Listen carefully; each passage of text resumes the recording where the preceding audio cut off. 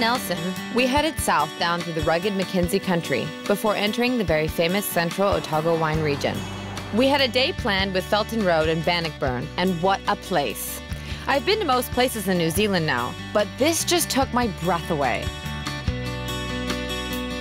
Central Otago is New Zealand's highest and the world's most southerly wine region, and Pinot Noir is the dominant grape variety, a variety that Felton Road specializes and excels in.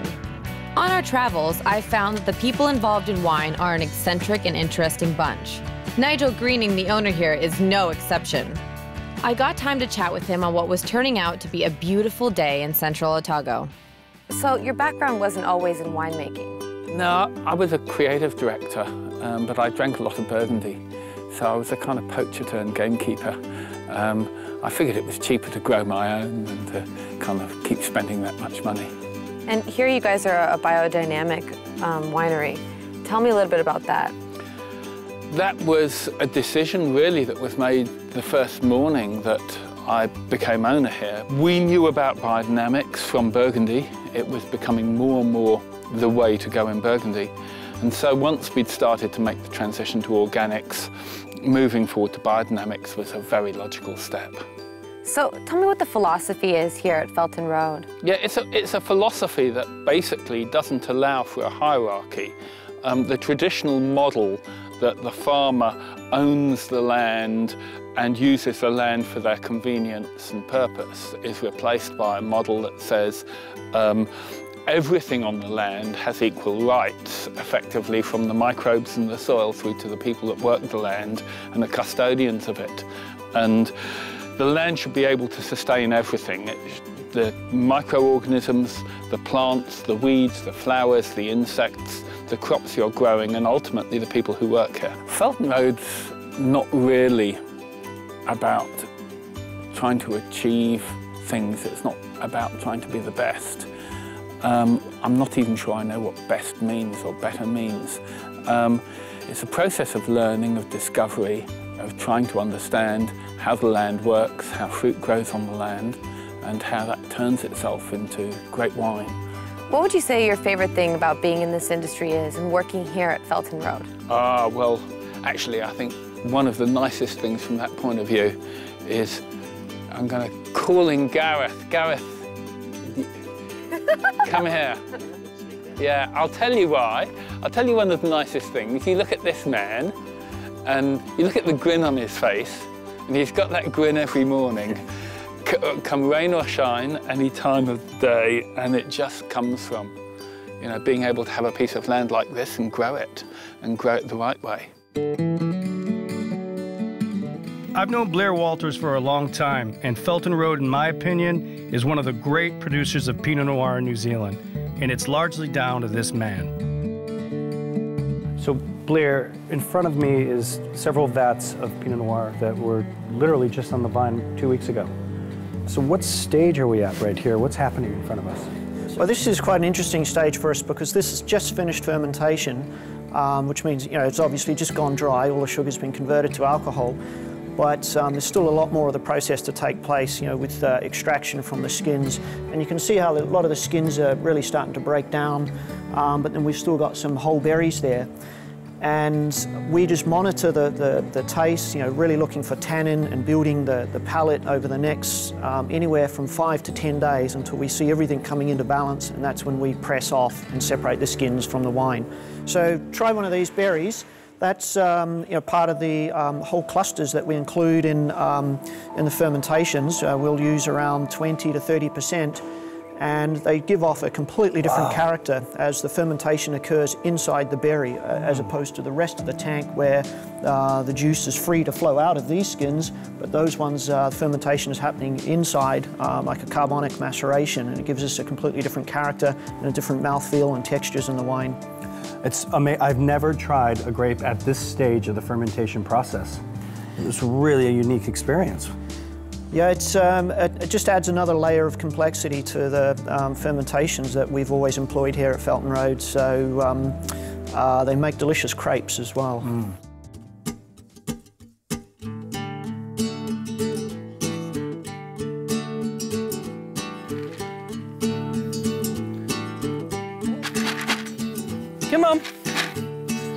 we go. Come on. Part of the biodynamic cycle here are a herd of goats that roam the hills. They are so cute and friendly, and I just wanted to take one home. It was bliss until Gareth told me that one of them is going to end up in Michael's lasagna later on. We don't discuss that. No. Can I have one to keep?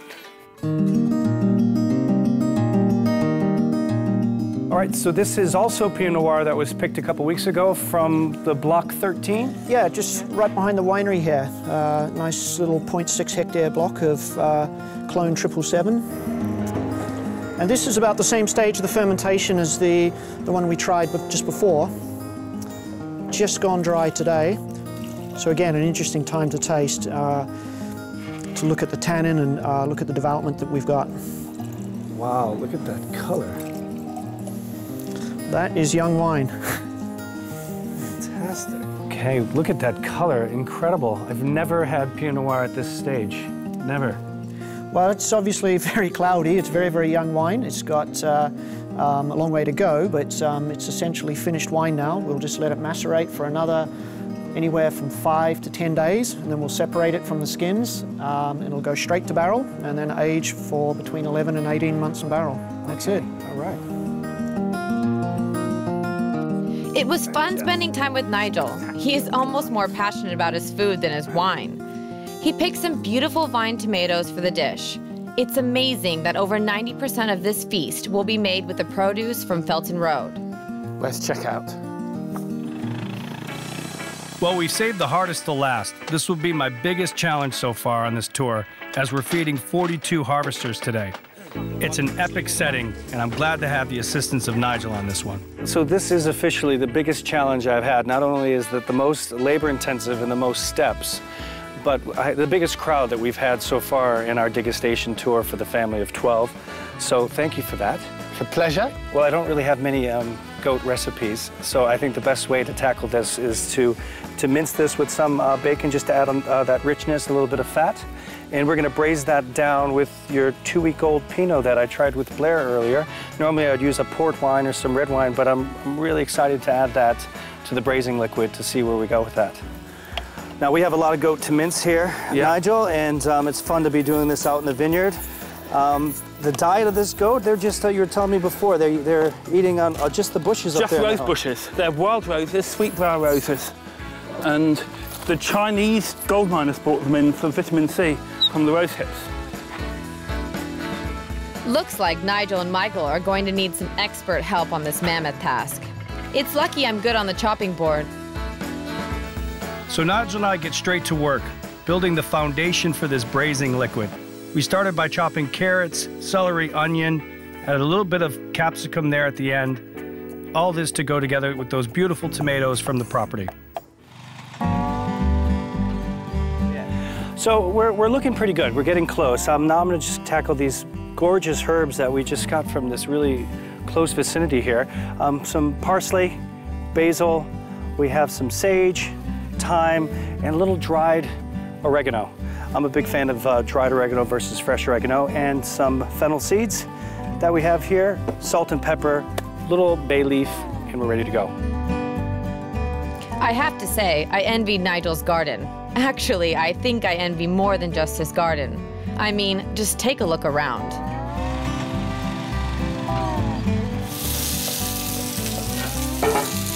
Quickly sweat these down. Carrots and the celery, and there's a little bit of capsicum. The basil. Really developing a lot of beautiful flavor here. Mince with bacon. We're gonna wanna brown that down. So we have our 2-week-old Pinot Noir that Blair made our goat braising blend. So really excited about using this. Goat is obviously a tougher meat, so it's all about that braising time. So at this stage, we're going to add our tomatoes that Nigel did all the hard work and prepared earlier for us.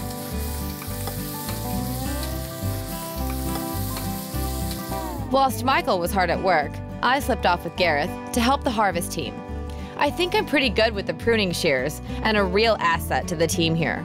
My concentration levels were not incredibly high, however, and I soon found myself chasing the chickens around. I can't get it.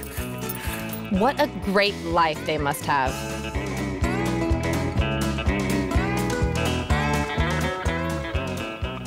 Just to give a recap, we have our gorgeous looking braised goat. Ragu.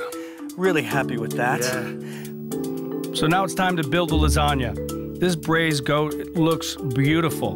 We're gonna add this now with a layer of Nigel's bechamel, continuing adding a layer of the fresh pasta sheets, adding more of that braised goat, more Parmesan cheese and bechamel.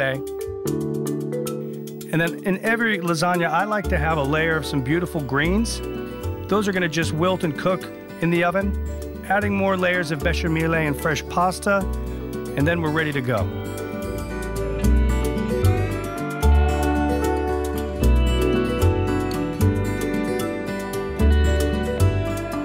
Well, what a day. Nigel and his team made us feel very welcome and a part of the family. We even walked away with a souvenir for our hard work. Thank you. Thanks, Nigel. I think we're gonna go out to dinner tonight. Okay. I guess today really summed up the reasons for this trip. We're out in beautiful New Zealand landscapes, meeting the people behind the wine, tasting the product and matching local cuisine to it. I thoroughly enjoyed my time from the top to the bottom of New Zealand and will remember it always. What a special day, and I'm so relieved I've managed to feed 42 hungry harvesters. I thought it was great. Did it work out? Really good. Well, I'm sitting here happily munching and it's all gone. Outstanding. I think Skip's brother did a fine job.